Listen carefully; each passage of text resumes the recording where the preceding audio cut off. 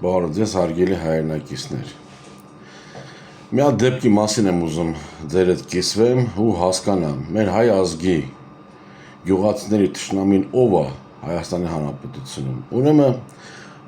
մի քանի օր առաջ իմ մոտիկներից մեկը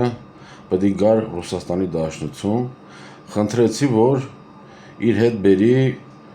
հայ գյուղացու բարիքներից, ուզում է ինչ-որ մի բանով օգտակար լինեի, հայ գյուղացուն,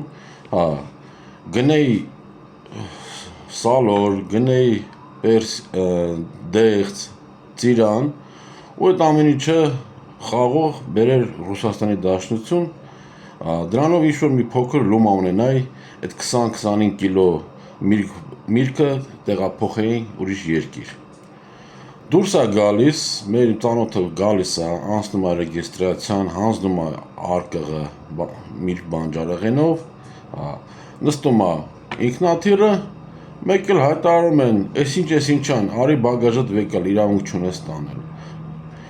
Հայաստանի Հանրապետությունում չգիտեմ ով է այդ օրենքը ընդունել, այդ որոշումը կայացրել, որ Հայաստանի Հանրապետությունից 5 կիլոգրամից ավել իրավունք չունես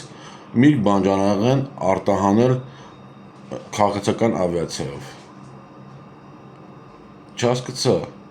գյուղացուն առանց դրա գցել եք շատ վատ վիճակի մեջ,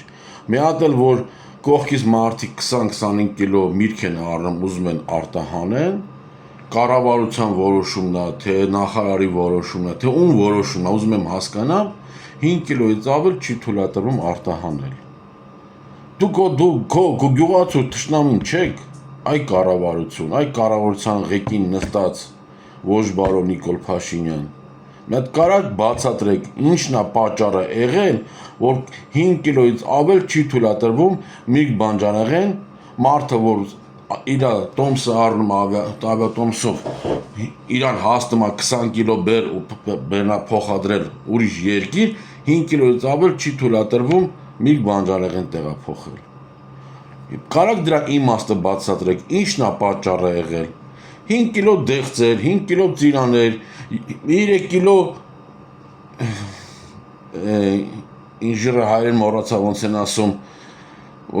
թուզեր։ Հիմա ինչ, ոնց հասկանանք ձեր արածը։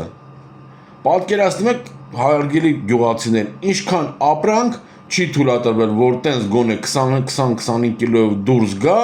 ու մնացել է շուկայում փդել է ձեր ստեղծած բարիքը։ Դե գնացեք նորից ընտրեք Նիկոլ Փաշինյանի ու իր կառավարությանը, իր թիմին։ Շնորհակալություն։